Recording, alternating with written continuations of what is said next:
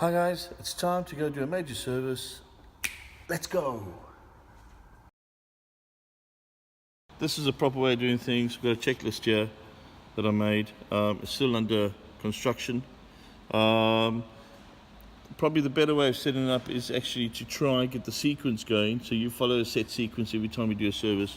The idea of this one is just to basically give you some rough idea of what to look out for when you're doing the service. The sequence would work quicker if you develop a routine. The routine is always better because I'm doing it here, I'm going, oh, shit, but I need this tool, that tool. But if you're doing it on a regular basis, daily basis, which I used to do, you'd have your tools lined up like if people disturb your tools, you're going to cry. They're lined up in a way for smooth process. And you've got your routine to a T. So you'll jack up the car and do certain things at certain times that runs like a clockwork. It's got to run smoothly. If you don't run smoothly, you can have these bits of gaps that it looks like you're delaying time. Time is important in this industry. Get things done in time, gives you a good bonus, and gets the boss off your back, really.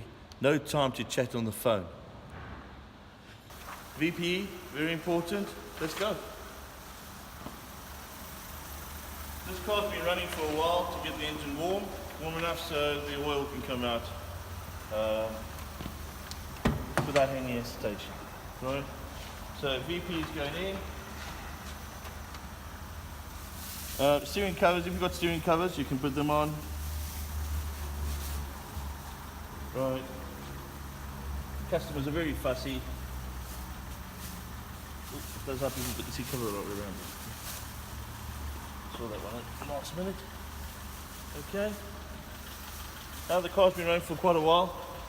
Things we need to do is check lights as soon as the cars come in. So typical thing would be to have somebody behind you that you can check lights. So we're going to do the whole process now. Okay.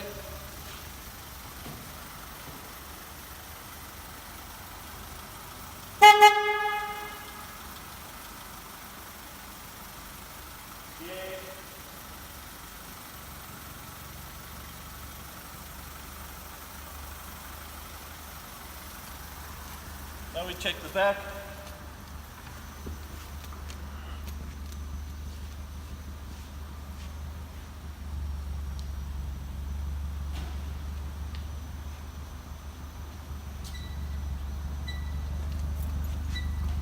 Number plate lights are very important. And rear fog light and front fog light are the last two.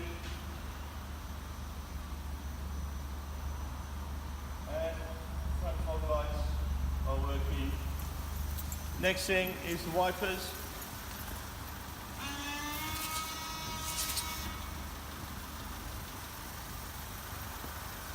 And the rear wipers.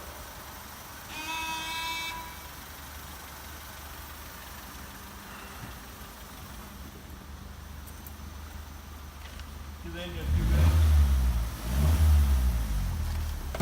Listen for any strange noises, anything at all. If in doubt, stop, check, and maybe ask somebody if necessary. Okay. What we're going to do, have a listen under the hood, under the bonnet, any way you want to say, point to the hood, point to the bonnet. Right, so, engine's running, we don't hear a specific noise. I know this engine's got a tepid noise, so... What?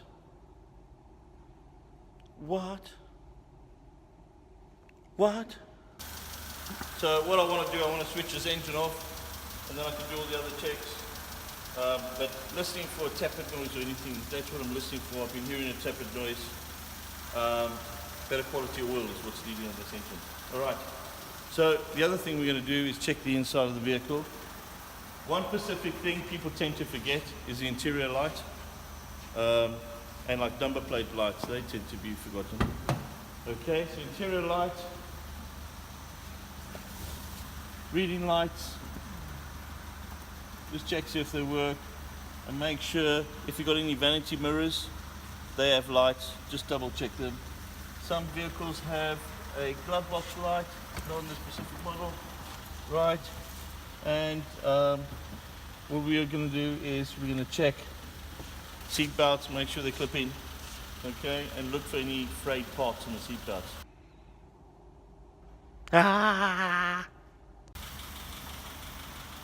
Alright, and then we need to check the spare wheel tools and bits and pieces like that, make sure they're all in, okay? Boot light especially, make sure that works, okay? Thank you. This is that the customer's car needs to be checked anyway for dents and scratches, because you don't want to be blamed for anything, especially seats, looking for cigarette burns, stuff like that. Some people smoke and drive, okay? Something I want to pay specific interest to, make sure that the cap fits properly, it closes. Another thing I just want to point out on this specific model, the tire pressures are all here. So this is what we're going to refer to. They actually tell you what the spare wheel should be set to. Just something important, if you set a spare wheel, always set it to the highest setting that is on the car, because the customer won't have anything to pump up his tires if he's stuck on the side of the road anyway. So always put your tire pressure to the highest one at least, and a bit higher. So if this car was going to be going for an MOT or anything like that, you need to make sure any sharp edges or anything are laying outside there, and see if anything's cracked. Make sure the number plate's on securely. Okay, number plate lights are important. People tend to forget them. Okay, and make sure there's no cracked headlights or anything, and general check around the car. Okay, this should really take you a couple of minutes to go through. We're doing it relatively slow, but this is how we do it. Okay, right, all these are in the correct place. Got to make sure it's right on the jacking zones. All right, I'm just going to take the car up a notch and stop there. First thing I want to do, I'm going to have a look. Typical thing would be to open up, this is what I do, I open up all the caps to remind me I haven't done it yet. Right. Good thing to look at.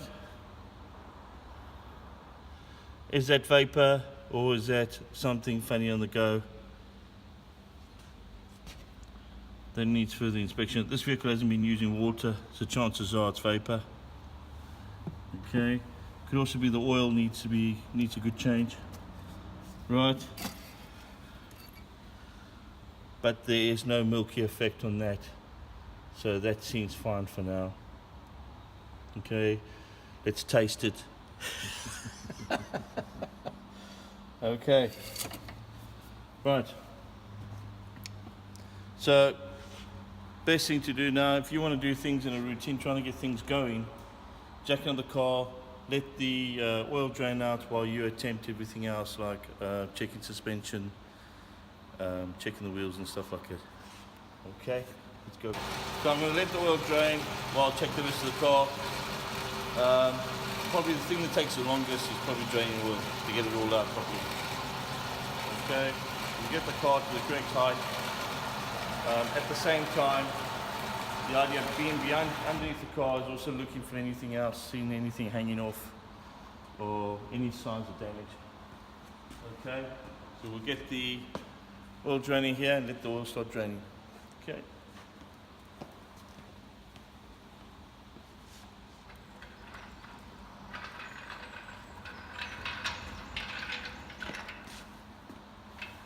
This one uses about a probably T40, T45. We'll use that, and what we've got is a brand new sun plug washer, sun plug and sun plug washer. This one's got a seal, so you need to change this one. Right, this is a T45, just as I expected. Well, I was close, wasn't I? Okay, so sometimes oil drainers, you need to make sure they're working correctly. Well, not necessarily working correctly, but make sure that the oil's not going to come out any other way, or it's not full of air. So this tray needs to be lifted up to match up to the oil drain and to the sump plug.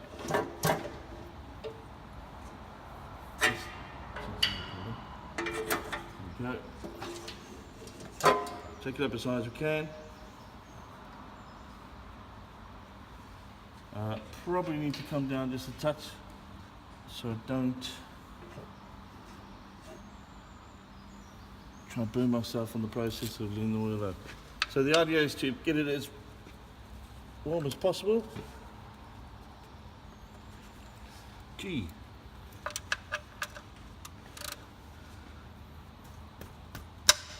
Ooh. Okay. And this is going to come out nice and warm.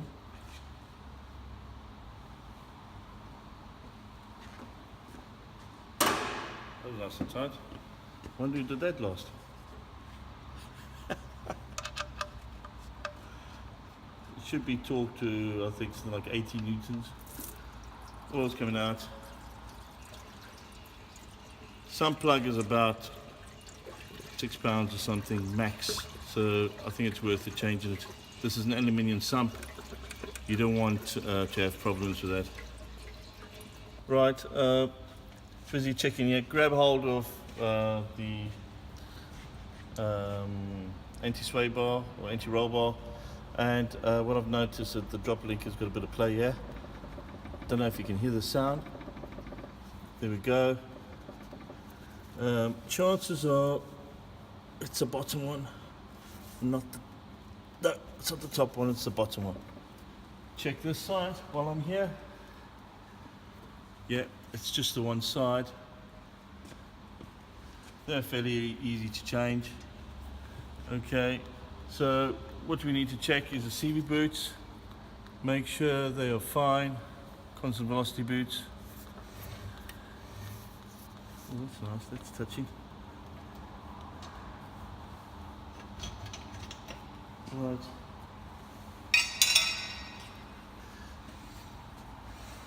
Make sure things turn properly, no extra noises at the moment. Right, we also check the exhaust system, make sure there's no signs of leak, damage. There's rust in the system. Don't find much stuff wrong here.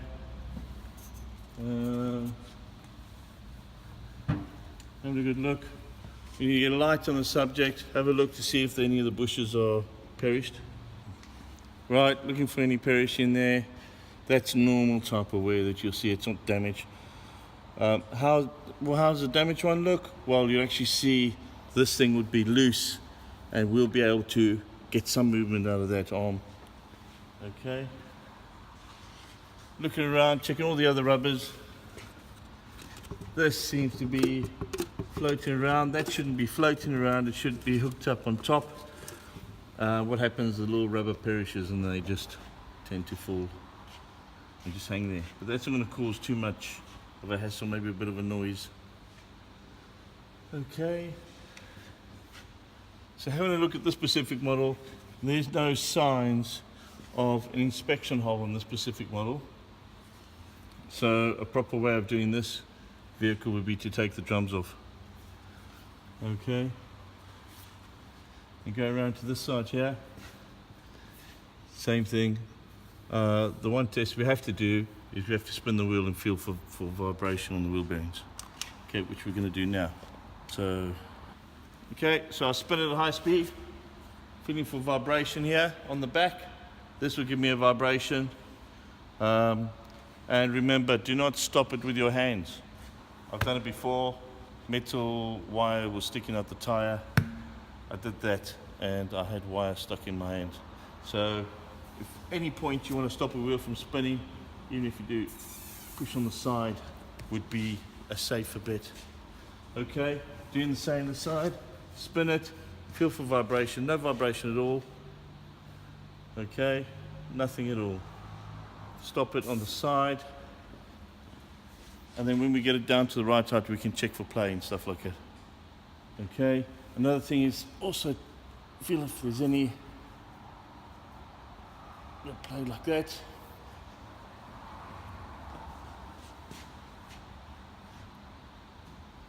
Nothing there to worry about. Check all the suspension together, check them all, that's all done. Okay, oil's finished draining. We're on the, now we can bring the car down to chest height. Okay. What I've decided to do, put the tray here because my oil filters were on the top. I also want to bring the car down and make sure that all the oil's out with the oil filter. Okay, bring it down to chest height, to your comfortable position.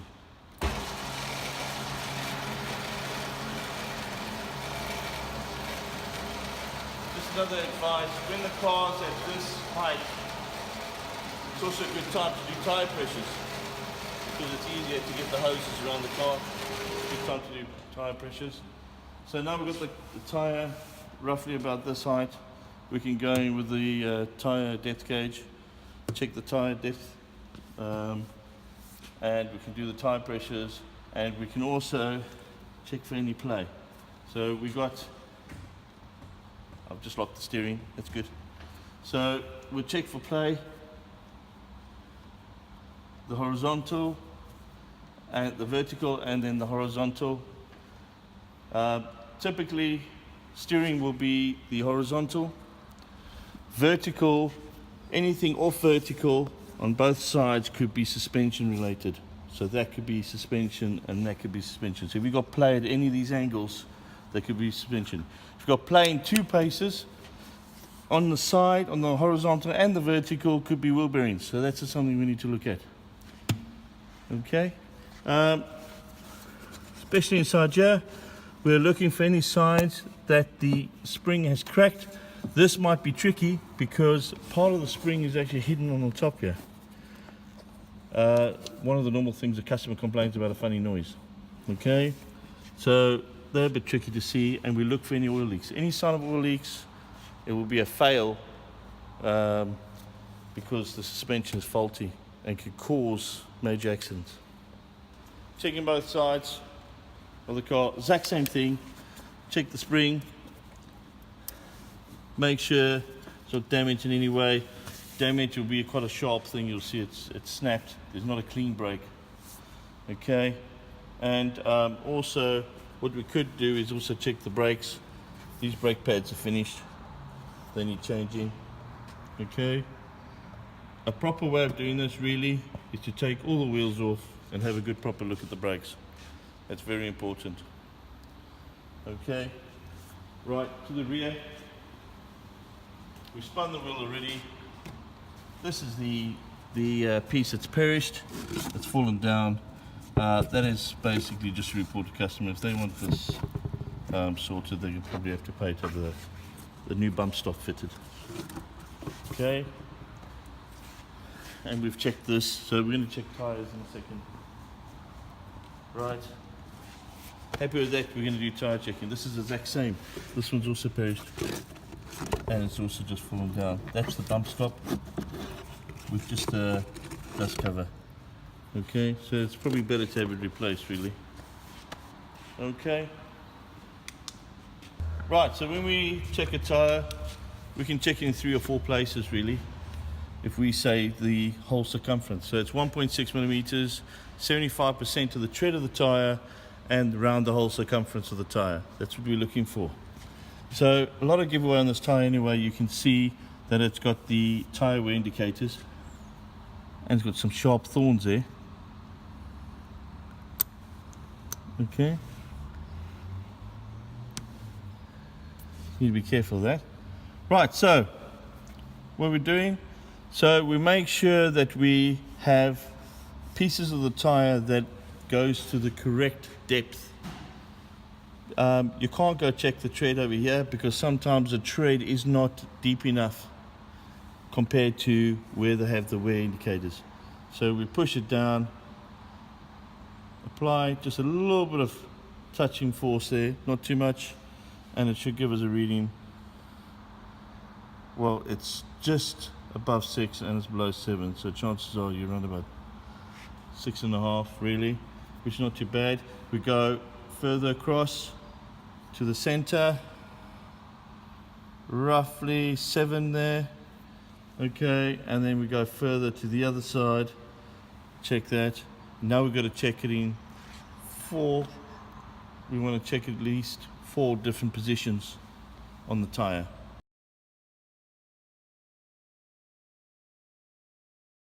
Right, what I've discovered here like I said early on, don't spin the tire and grab it. That could have cut into my hand. That is a piece of wire. If I apply a little bit of force, I can actually hear the tire wants to go down. Okay, that is a piece of wire sticking out there. Be careful, guys. Okay, so you get different types of tire: asymmetric, directional tires, and you get tires that have got indicator of inside and outside. Always make sure all the tires are facing the correct way. Outside, for example, on this one.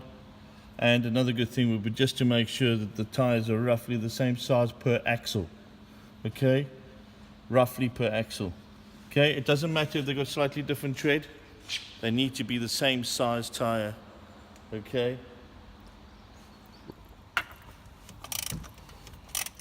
so what we're doing, we're loosening the oil filter so we can, this is something I should have probably done before I jack the car up, because the oil filter is in an awkward place on top. We need to make sure we get all the oil out. I mean, you could always just change this afterwards and go, I don't care about the last little bit of oil falling down, but I'd rather do it, I prefer it that way. And that's it there, and it is dripping a little bit on the floor. We'll catch it. Oh. Okay, and that's what the old oil filter looks like. Right, so this is the, it says it's going to be torque 25 Newton meters. Be careful of that. There's an indicator that shows that it's going to line up with something basically when we put it back. Also, screwdriver. They have actually done a genius thing. They've made a little gap there for you to slide the screwdriver underneath. When you put the new one on, you need to put some old oil on it, or maybe some little bit of grease. Okay, depends. Oldish oil is not too bad, okay, but don't get the dirty part of the old oil. So let's find the oil filter. It looks like it says oil filter. There's the dog called Dogmatics. Right, so does this look the same as the old one? Let's double check. We've always got to make sure we've got the right stuff. Oh, that looks slightly different as far as I'm concerned. Chances are we've got the wrong oil filter.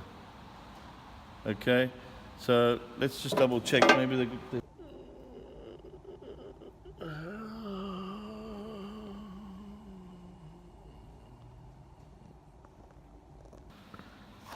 Thank you for the genius of this parts department. They've actually sent me 2 filters just in case. They charged me for both though, the buggers. But I'm sure they'll give me a refund on the other filter. Thank goodness for that, because that means we would have had a problem with the car waiting for the customer to maybe find the customer delayed, just maybe by a touch. Clever enough they've done that. Right, so how does this work? So pretty simple. This O-ring's got to go around. We're using the O-ring that came out of the second box, not the first box. We've got to give the right parts back. Make sure it goes in there, in the correct position. Okay, have we got it in the right place? Yes, because there's that little indentation for the screwdriver to hook in.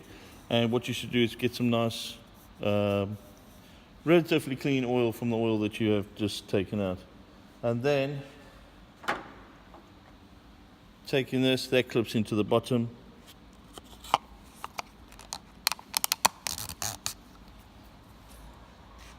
Okay, so we'll get a bit of grease and then we make sure it torques to about 25 Newton meters. Okay, right, happy with that?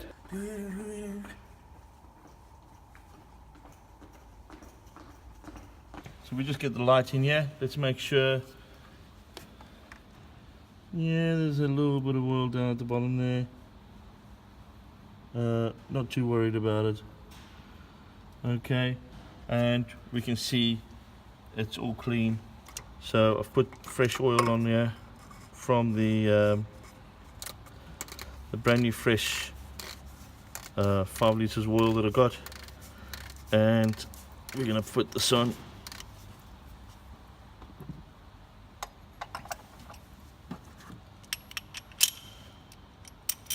We nip it just a little bit until the the seals out of sight, and then we'll get a torque wrench to torque it at 25. Don't touch it. It can be hot, hot, hot. Hot, hot, hot. Right, so I'm letting some of the air out here.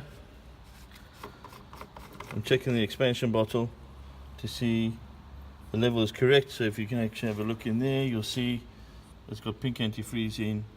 We should actually test the antifreeze to see if it's got the correct specific gravity, which is the same thing we've got to do with the battery, and we've got to do it with the brake fluid. So if this is 2 years and a certain mileage, then the brake fluid has to be changed as per manufacturer specifications. Okay, so antifreeze gets changed also depending on the manufacturer. They might say every 60,000 miles or something like that, so that's something you just got to keep an eye out on. This battery is a bit of a tricky one. You have got a number of your cells underneath the cover here, which makes it quite tricky to work on. So that's an awkward one to check. It's a case of unclipping and getting this completely out of the way to have a look at the last cells. Okay, topping up with windscreen washer. Make sure it's full.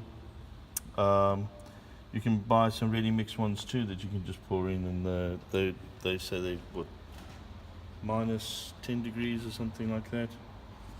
Okay, our antifreeze, we want it to be working at 50% antifreeze, 50% water, our coolant, and that will be capable of going down to minus 37.5 degrees. That's what we're looking for on that. Okay. Another thing that we could have done, we could have checked to see that the top pipe, top radiator hose and the bottom radiator hose are at the same temperature when we warm the car up, just to make sure that our thermostat is working so it's not stuck or anything. Okay, but customer would probably complain about things like maybe overheating or the heater's not working properly or something in that sense, normally if that's a thermostat that's stuck. Okay. Hey. Right, so this is the spark plugs here. Spark plugs are underneath this coil pack. This is COP plug, coil on plug, or if you want to call it direct in a direct ignition. Okay, so you'll loosen those two. This would come off, and you can take each spark plug out, and make sure when you're doing it that they match the corresponding plug that you get. Don't rely totally on parts departments. Make sure they're giving you basically the same spec plug that belongs to you. If you're not too sure, check on things like auto data or something like that. They will be able to give you advice on that. And you'll need auto data anyway, because we don't know what gap this plug's got to be. So we need to set it at the correct spark plug gap when we fit it in. Okay, or we'll get a misfire, which is something we don't want. Okay. Right, air filters inside here. What we do is we loosen the air filter housing. We take the air filter out. Some manufacturers recommending at certain mileages to actually blow the air filter out, depending what it is. Some are oil-based ones. You cannot blow an oil-based oil filter out, air filter, sorry. And a best thing to do is to make sure that the cover inside is all clean. Take everything out, leaves or whatever's inside you, remove everything completely. A customer might even have doubt that you've changed it, because if you look in there, it's still dirty at the bottom. You go, oh, you probably only just blew my air filter out, the next time he checks. But if everything's all clean, everything's out the way, and it's fitted correctly, that it's not loose, that should be all fine. This one is pretty simple. Loosen the screws, loosen this, get this out the way. You can loosen this one over here if you want. These two clamps, just watch that you don't damage that sensor there. And you can also clip this out. The air filter housing can come out, and you can make sure it's all empty for the customer to make sure it's right. Some customers actually mark their parts to make sure they get changed, so watch out for that. Not watch out for that, but watch out that you do the correct job. okay? Don't tell them you're changing plugs and you don't, because I know customers are going to put nail varnish on the spark plugs, making sure that it gets changed. So don't fool customers, okay?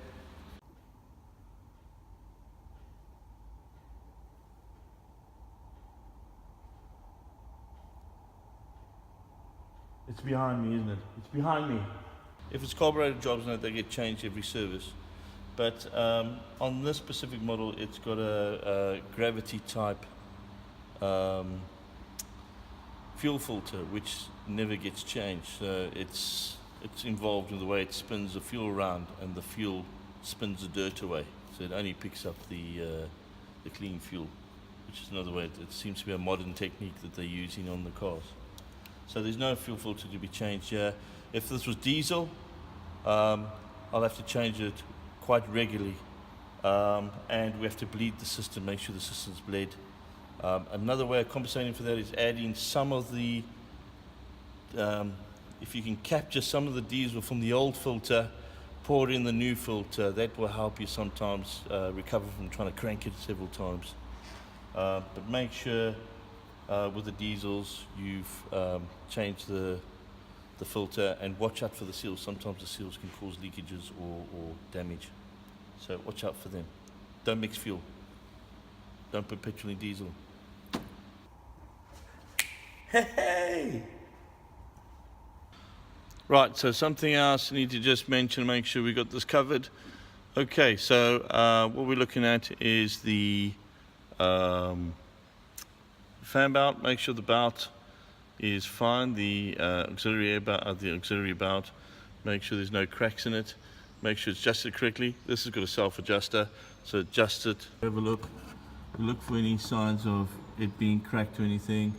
You probably need two hands. You need to twist the belt, have a good look at it, and have a look from the top too. Make sure it's not perished at all. No perished belt. Here we go. Okay. And then another thing here. Make sure there's no signs of leaks or anything underneath here. Okay. You can see the antifreeze on top there, shining up there. The other thing is over here is the, if I can get the angle right.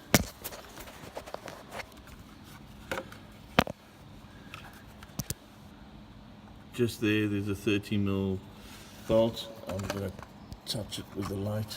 Okay, there we go, touching it there. That one you need to open it up. It's a 30mm. Depending on the model of the car, what type of oil it uses. Some use ATF, some use Gilx oil.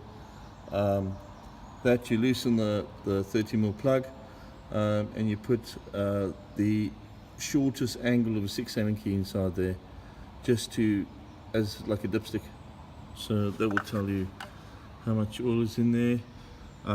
Check and make sure none of these boots are damaged, anything like that. Drive shafts, grab the drive shaft, give it a twist and turn like that. Make sure there's no play. There will be play that angle, but not on this angle. There will be no play on this. Okay. Okay, now the engine's running a lot smoother. That knocking noise is gone. That seems to be because of the new synthetic oil that I'm using here. I've decided to use a bit of synthetic oil. There it is there. Good synthetic oil. What the problem is that the hydraulic lift has only got a small hole, and when the oil gets a little bit old, it doesn't allow the oil to settle in those holes to hold the pressure. So the synthetic oil is doing a better job of it. Okay. The engine was running even though I didn't set it to the correct the level, oil level. I normally put in about 3, maybe a little bit more, 3.5. Maybe because I'm used to it, because cars used to take 3.5 litres. Always put 3.5 litres in basically.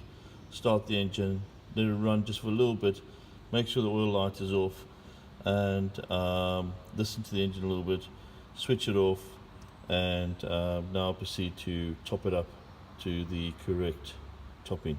I like to put blue roll around the cap area like that, so if I do spill any oil, it spills onto a rag, doesn't go anywhere else, just straight onto the rag.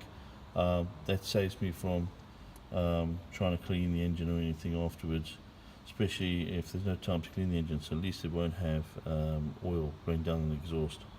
So that's one of the things I like to do. Give it a 5 to 10 minutes, let the oil settle down, and then proceed to check the oil level again. This one is just short a little bit, so I'm going to top it up again. I can hear the sea. Another thing is over here, the lock for the bonnet. This needs grease, or some type of grease in it. This would also need some grease. We normally smear some grease on there. Battery terminals, we like to clean off the battery terminals and put some battery grease on. It's a red battery grease from Worth. That's I'm not selling it for Worth, but that's a good product. Smear the grease over the two terminals. And another final thing here is the door locks. So go around to all the door locks, making sure that the door locks here are lubricated and the door stays are lubricated. That will help making sure the door locks and closes efficiently and as quiet as possible. Everything's for the customer, to make the customer, this is the old way we used to do things specifically, lubricate everything, make sure everything's lubricated, but sometimes they don't have time for these type of things anymore. It's all a rush job, but lubricating them is a good positive thing. Okay. Car's all serviced, everything is done, check sheet ticked off, car ready to be washed, cleaned. That's a job, and that's a wrap. Catch you next time. Please follow, subscribe, and tick the like button. Let's go. Where's my glasses? I can't find my glasses. It's sharp, that. That feels like a piece of wire sticking out there. What the hell's that? You've run over a hedgehog. You think so? Ooh, did you hear that? There. That's a piece of wire. So, yeah, push play. You see me? Right, welcome guys, welcome. We're going to do a major service on this car. Follow me. Pause. Have you ever had that feeling that something's not right? Sort of like a scraping noise, grating, squirreling noise. It's time to do brakes.